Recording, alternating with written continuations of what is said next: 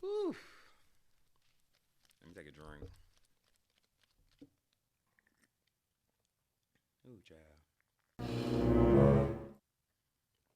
That's a little. What? Is it strong? There's a little hole in it. Oh, you like. That's why I keep dripping on me. But it's okay. Good thing I brought another one. It's okay. It got a hole in it. If you have a napkin. Is that better? Yeah, I'm ready. Okay, period. Okay. 1, 2. Hey, y'all, and welcome to Romeo the podcast. We have our first guest. One more time. One more time. Why? Are you not ready? No, I wasn't ready. I'm ready now. Okay. 1. It can only be so many times we can retake. I'm already nervous. Ready. Okay.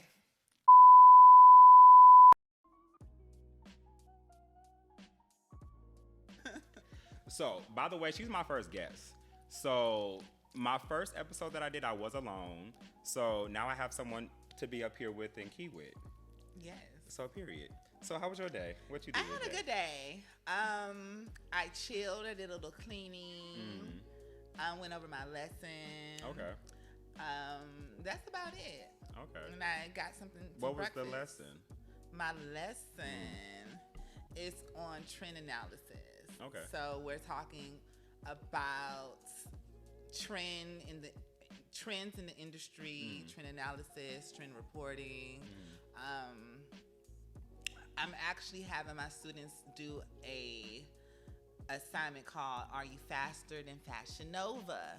Because y'all know Fashion Nova be trying to get the girls. Okay. Like Fashion Nova is really quick. They're not the only one. They're not the only one. So we're really just trying to dive deep into fast fashion. Okay.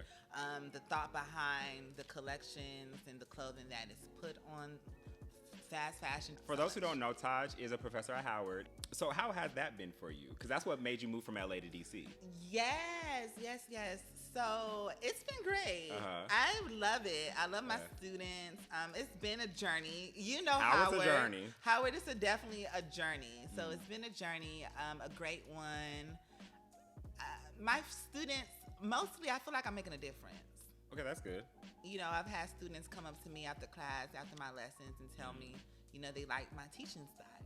So that I love, and you know, I like to center my lessons on centered it in Blackness in fashion, because that's something that I didn't have going through school, through my schooling, and I like the fact that I'm able to be that person that my students look up to. What is one of your, or who is your influence to go about teaching the certain style that you teach currently? Do you have an influence? My influence in teaching and fashion.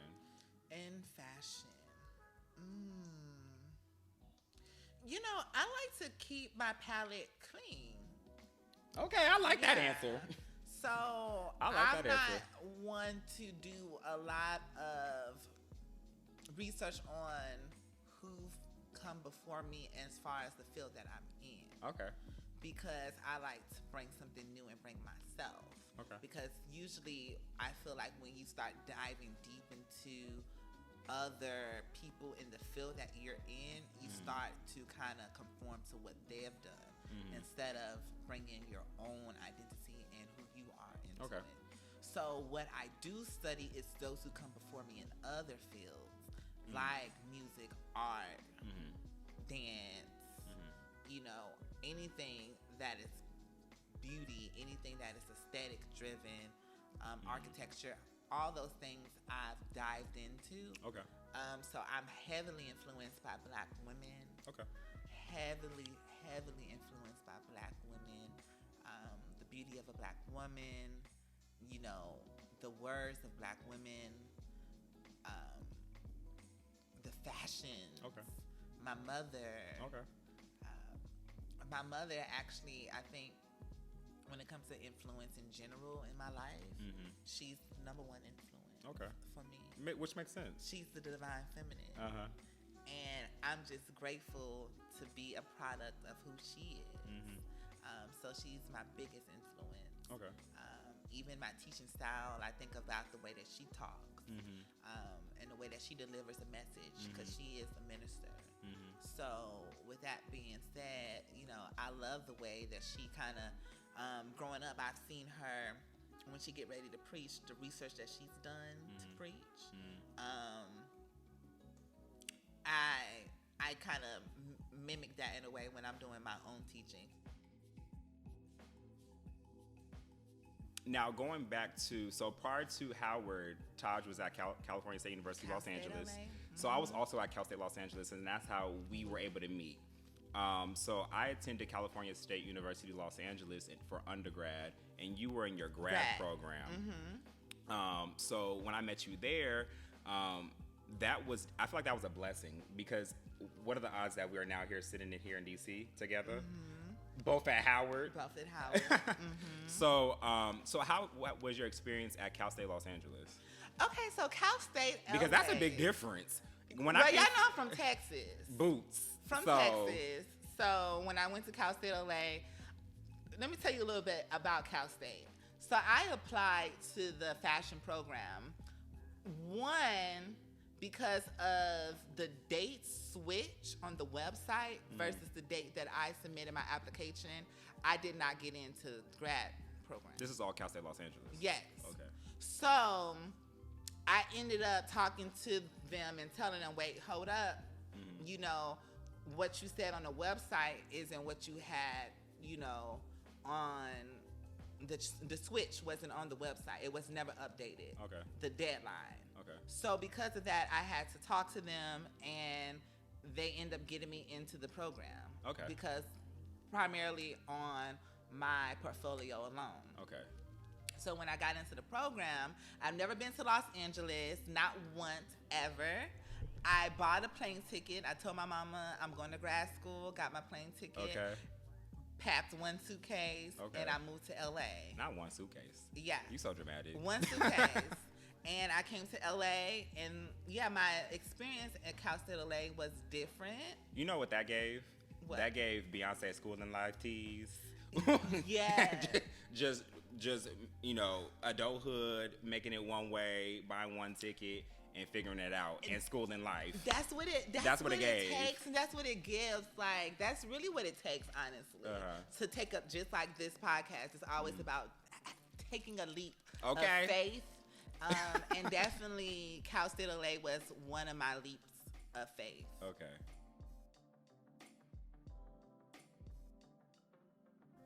And I enjoyed Cal State LA because I learned about gender.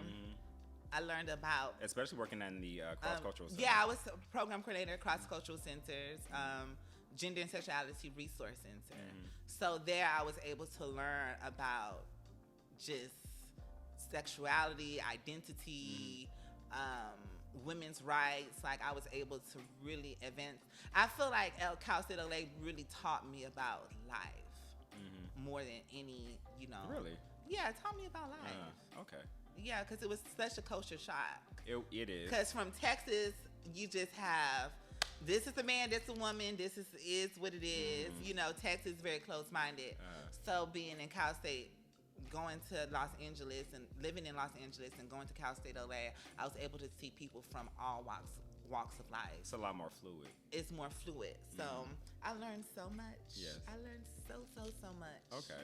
In grad school. And how was I guess we're just going to trickle on down from DC, LA to Texas, because that's where she's originally from. So how was undergrad in Texas? So Texas is a story. That's where I should have went for undergrad, no shade. Yeah, Texas is definitely I should have went to Texas. Story. So for me in undergrad, I started undergrad as a very flamboyant gay man, gay young person. So everyone in undergrad took on to me. It was a shocker to see someone so flamboyant walk across the halls at Lamar University in Beaumont, Texas. So in Beaumont, Texas, it's very, it's a small city. So, it was very different. When I was at Lamar University. It was cool. You know, like I said, everyone kind of took on to me and gravitated to this image of who, you know, I was at the time. And it was a hard transition when I decided to transition in my senior year of college. So it was hard to get people to call me by the right pronouns and call me Taj. You know, everybody was just so fixated on Terrence. You know, they love that image. They were used to it. They were comfortable. They were comfortable. And I understand. But that also doesn't give them the right to stay in that position. Like, you have to respect me as such. Yes. You know, even till today, and I keep saying fixated on that because till this day, I still have those who still refer to me as my previous. And those are the people, every time if I hear about it, it's usually someone who went to college with me in undergrad. Okay. So, you know, I understand. Okay. I get it. Do you? I do. Don't stop being political. No. Do you get it? I get it to a certain extent. To just a little bit. I get it. Just a little bit. Because, you know, like you said, you're used to one thing. You know, and there was a certain energy that came with it. I was larger than life. Can you explain? Larger than life meaning, you know, I'm still that girl today. Period. But, you know, I was larger than life in the fact that when I walked in, you never seen someone like me before. Okay. Because I was very different. You turned heads. No shade. Turned heads. And today, you know, it's a different type of turning heads. Okay. You know, it's a different energy that comes with. In Texas or just in general? In general. Today. Okay. Today, it's different. I think it's more publicized, which is good. I think it's more on commercials. I think that a lot of people are it's more seen. Yeah. And it's not to say that our community or the trans community have not always been here. They've been here since the beginning of time. It's just a matter of, has it been discussed and advertised as much as it is now? So I applaud you, no shade, because I think that with you transitioned in a different period of time.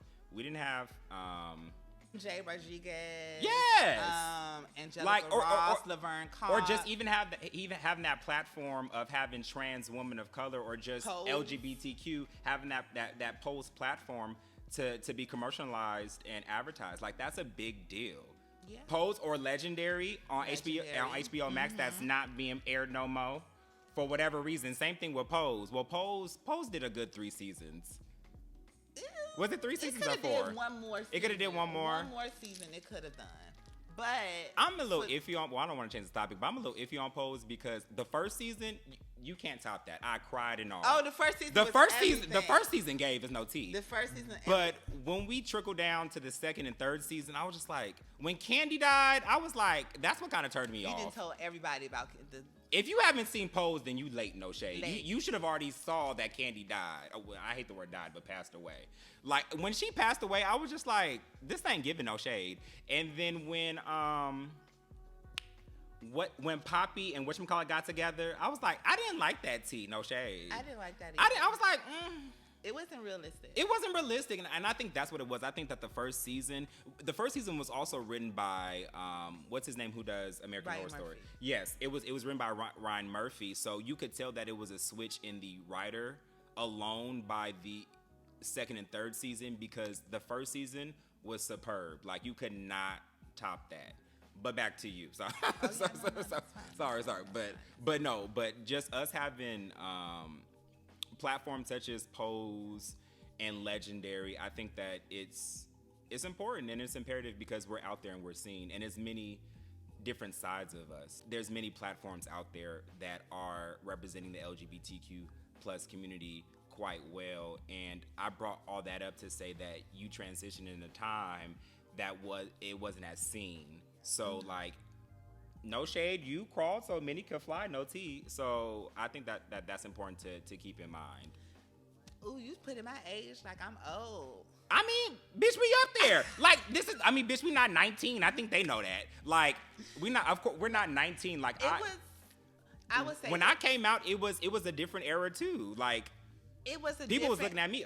But like me, I would say this: what makes my transition, when I transitioned, so interesting, is that it was like at that cusp of visibility. Okay, me too. You know, so we did have some girls before. We had the Maya Scotts. Yeah, the Maya Scotts. Some of the girls that came before, but the visibility hit its peak right after, after our transition.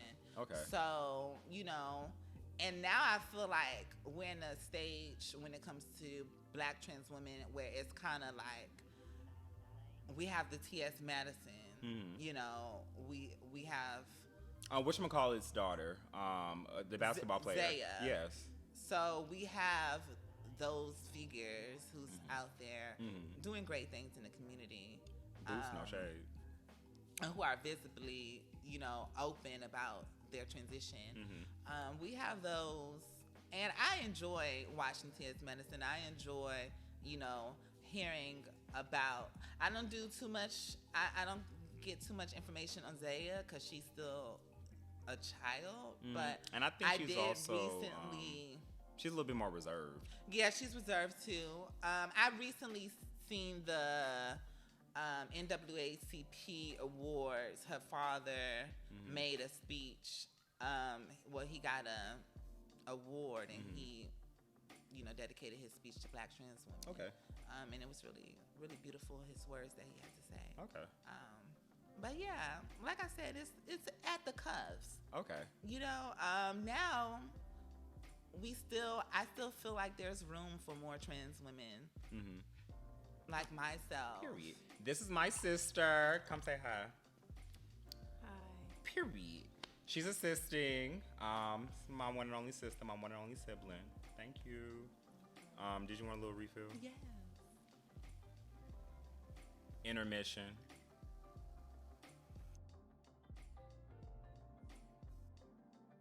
Okay. Recently, tell you a quick story. My mother called me and she was like, "What happened to an old bird?" I said, "I don't know." She said, "Google what happened. Like, go find what happened to an old eagle." So I'm like, "Okay, mama." So the old eagle, when the eagle gets old, you know what happened? No. Oh, another bird eats it, or no, oh. no. So when an eagle gets old, it flies up to a mountaintop, and it goes all the way up to the mountaintop and has a nest, creates a nest. At the nest that they created at the mountaintop, the eagle then starts to hit its beak and break its beak off. And then it plucks its own feathers. And then the beak regrow, the feathers regrow, and then the bird can live 30 more years. So my mom was saying, so that's what happened. I'm like, yeah, mama, this is what happened. She said, so what does that mean spiritually? Spiritually, it means... Come on, mama. Yeah, okay? Spiritually, she said that what happens is it's all about rebirth.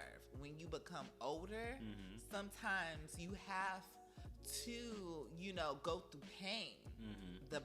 Hence the bird hitting its own beak. You have to go through pain to learn how to speak again. Of course. You know, you have to regrow those feathers to learn how to fly again. You know, so you have to go through a transformation even at an older age. So life don't just end. Sometimes you have to go through painful things in order to be renewed. Right. So I love that. That's what she, you know, when she does her words, that's, you know, that's analogy that she used.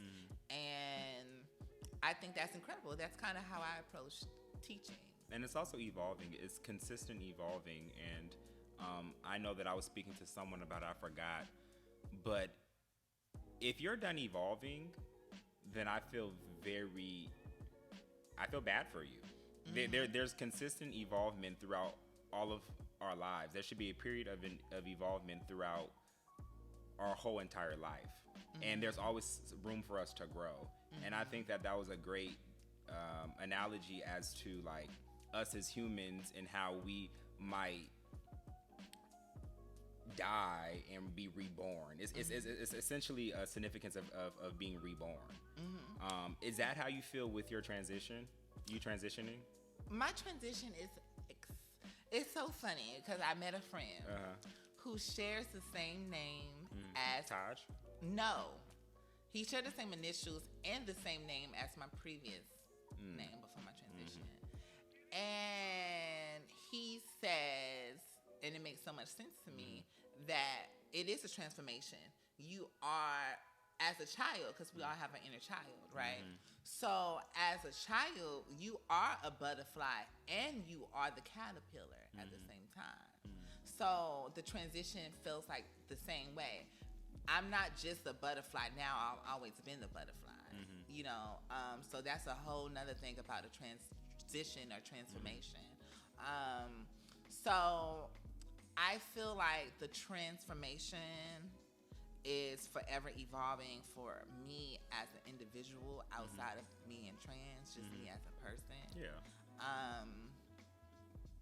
So that's been my main focus. You know, some days when it comes to the transition, I feel like, oh, I'm ready to do X, Y, and Z, to change X, Y, and Z. And then most days I'm like, I don't have to change nothing because I'm already perfect. I've always been perfect. You know, so when you come into a greater realization of who you are, you start to realize that the transition don't mean nothing. So then you like, oh, I did X, Y, and Z to be this, but you realize that you was already this from the beginning. Okay. So now all you have to do is just sit in it. Okay. And just enjoy it. Of course. And do certain things to nurture it, and do certain things to just make it feel good. So, you know, me showing up the way that I show up just makes me feel good, because I've always been who I've been. You know, I am who I am. How is the trans community amongst each other? Okay. Do you see it as a sisterhood, or can it be messy like all communities? Or you know what? I don't really know as a whole. Like, I don't meet a lot of trans women. I have two trans sisters, and both of my trans sisters, we knew each other before our transition. So when we transitioned, it's just like, oh, you know, it brought us closer, but we already knew each other. Okay. So I'm not sure how the other girls do. I'm sure there's mess like anybody. Do you you know what you give it? Do you know Shakana from T.I. friend? Is Shakana T.I. friend? Oh, that's my girl. She was on Love and Hip Hop. That's my girl. And she was like, I don't know nothing about that lifestyle. That's what you give me. Do you know what I'm talking about? You don't know what I'm talking about. I don't remember that. So no. Shakana, she was talking about, she was pretty much talking about like threesomes and being gay and stuff. And with you saying, I really don't hang out with the trans community. I'm being funny, and I'm saying you're giving, I don't know nothing about that lifestyle. Yeah, like I don't know nothing about that lifestyle. My girls and my girls are my girls, and the other girls are the other girls. Like, I love the girls. When I see my sister, I know my sister. And we know each other as passable as one girl can be. So you think, and that was going to be my next question. Do you think that have you ever gagged at how passable someone was before? Oh, so you clocked AT all the time. I would clock every time because I am trans. Okay. And you know what? It's so funny because it's always two people who want to clock a trans. Who? It's the trans who want to clock another trans, and the trade feel like they can clock the trans. That's because he like y'all. Yeah. No shade. So, you know, because trade feel like he like us, he feel like he can spot us a million miles away. And it's like, baby, no.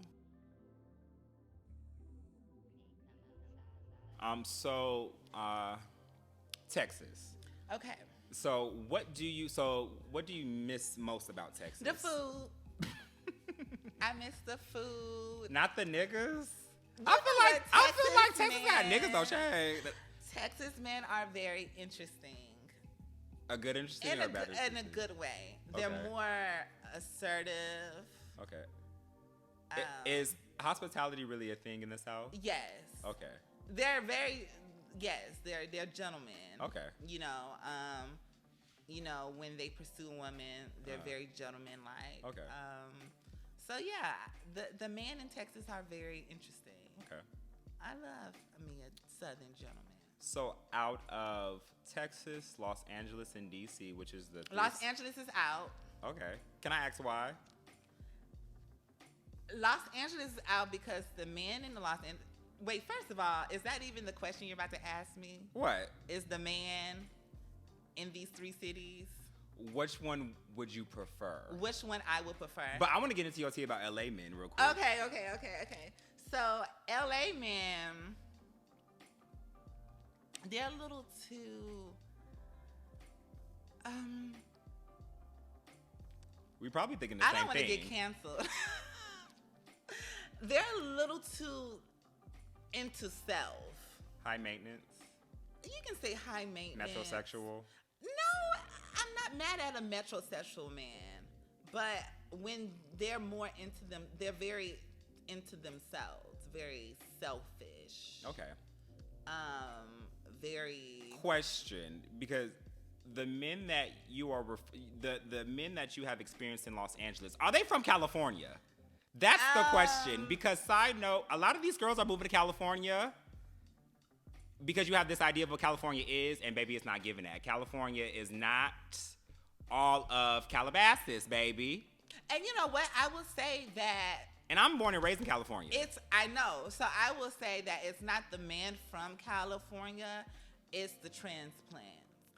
It's the transplant. A bad name. Cali, especially LA, a bad name. So yeah, that's what I think about men from LA. I think if we take it just in general, I think people from LA who was born and raised is just a different type of cool. They're really dope. I've met some dope people from LA. Okay. The transplants. So LA's out. You have Texas LA's and DC. out. You have Texas and DC before we move on. I will say my husband. Ooh, not your husband. Claim it, okay? My husband is 9 times out of 10. He's from Texas. Really?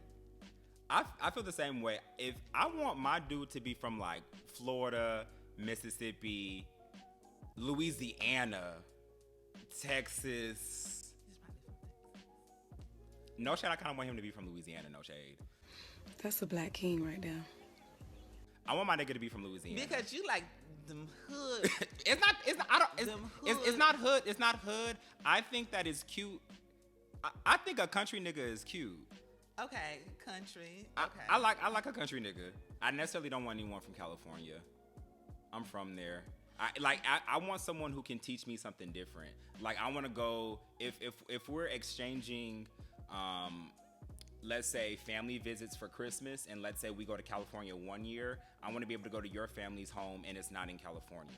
I want to be able to visit Florida if your family's from Florida, or Chicago if your family's from Chicago. I feel like it's kind of doing me and our kids a disservice if we don't experience all of something different, you know? Something different, okay. So I just want my dude to be of somewhere different.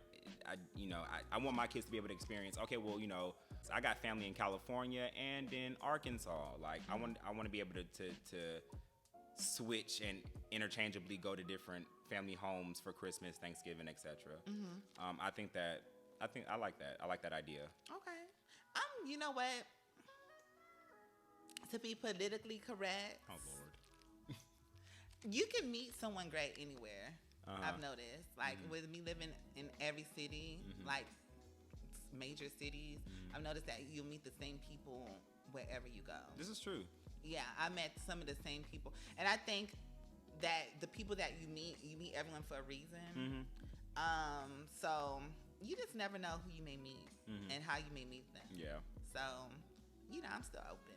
So what is your name 2 non-negotiables? Dating. If you are a deadbeat father, you got to be a good father. Okay. Because I feel like, how can you date someone and you're not taking care of home? Because the best individual you should be taking care of is your kids, and if that's not your best, then Lord knows how you're gonna treat me. It's no shade. Yes. So I feel like if you have children, you have to be. And I'm at a certain age now where most men that I meet have at least one child at this age, which is still kind of like strange because I feel like I'm still growing up. But every time I, look online, there's someone I went to high school with who's pregnant or who's gotten engaged. So I'm like, oh my God, I'm at a time where people are actually having kids. We're not doing that. So we're not doing that comparison you doing. Huh? That comparison you doing right now. Why? Because we're not doing that. The comparison you doing. How you looking at other people and thinking you should be somewhere. Oh no! Oh, I okay. don't think no. Okay. No. I'm not saying that I should be like that, but I'm saying I'm open to men with children because so that's a non-negotiable. Have to take care of your child if you have children. Okay. Another non-negotiable is quality time. So distance is important. That's my love language. Like my top quality one. time. So like it's non-negotiable that we have to spend some time together. Knowing that we all have our own lives is one thing. You're saying it's a non-negotiable that what? I'm sorry, can you rephrase that again? It's a non-negotiable that we have to, be in the same distance. Like we have to have a certain amount of distance with each other. Okay. So I can't date someone long distance because my love language is quality time. So that's a non-negotiable. It's distant. Yeah, mine too. So I have to be close to someone I'm dating. Yeah, me too. And I'm not saying that I got to be underneath you. No. But like, I'm trying to see my nigga. It's no shade. Like I'm trying to see my nigga. I'm like, trying to, yeah. What you doing today? I'm going to Target. You want to come? Like I'm trying to run errands with my nigga. It's no shade.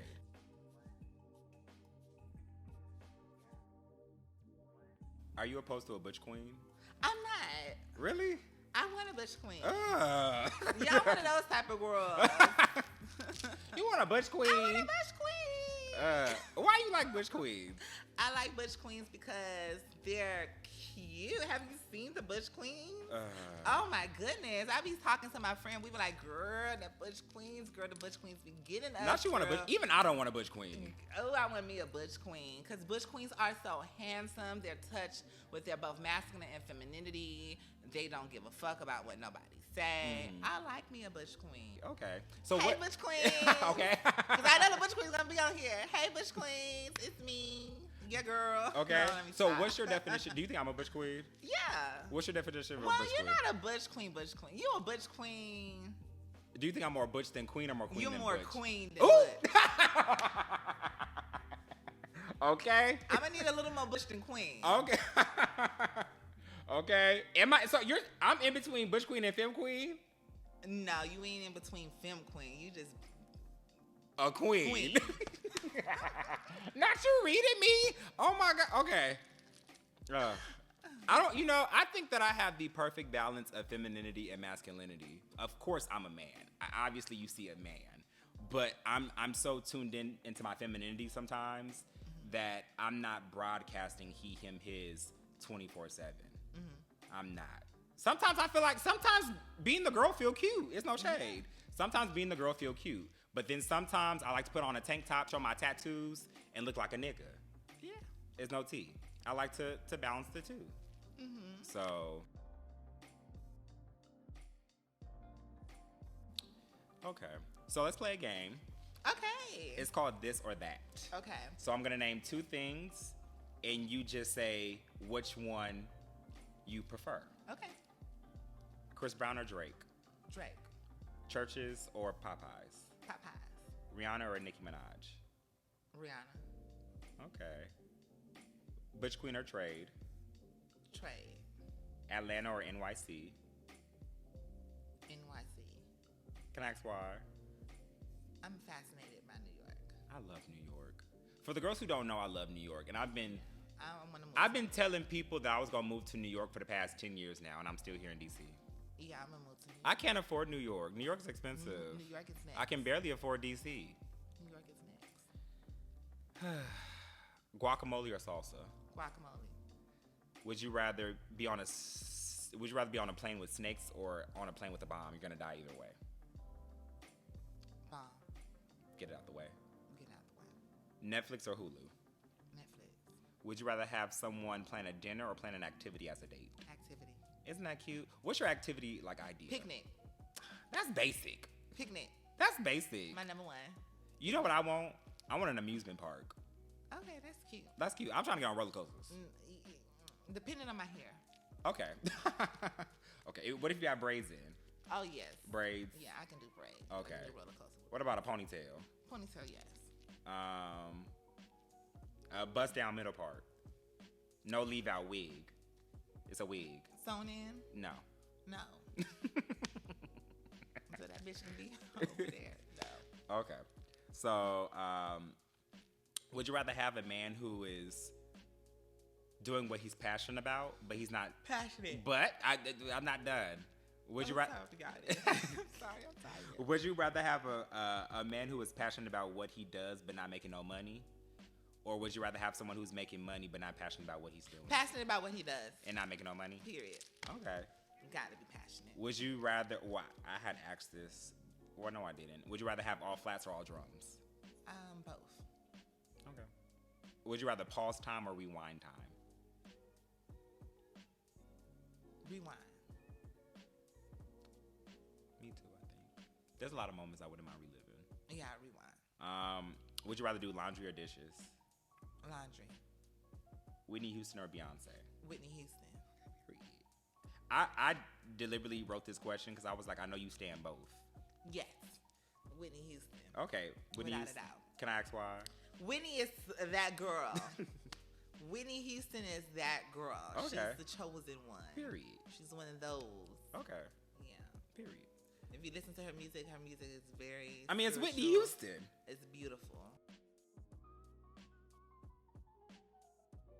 So I want to thank everyone for tuning in. Again, Taj is my first guest, and I really want to thank her because just how I've been mentioning throughout my time figuring out this podcast situation, I do not know what I'm doing, but I do want to thank you for the support that you have given me to join this platform of mine and making it into something. I'm going to have many more other guests on the show, but with Taj just being the first one really means a lot to me. This is a nerve-wracking experience that I am trying to cultivate right now, but I want to thank everyone who have supported me. Taj, I want to thank you. My guests coming on in the future, I want to thank you. And I'm excited to see where this goes. I'm excited. And like I said in my last video, again, continue to do what you feel as though is right for you. And if you fail, that's fine. Get back up and figure it out again. But don't allow yourself to not do what you want to do because of fear. Get yourself out there and figure it out. But Taj, I want to thank you. I love you. Love you. And cheers. Cheers. Cheers to the first episode with a guest. Yes. Yes.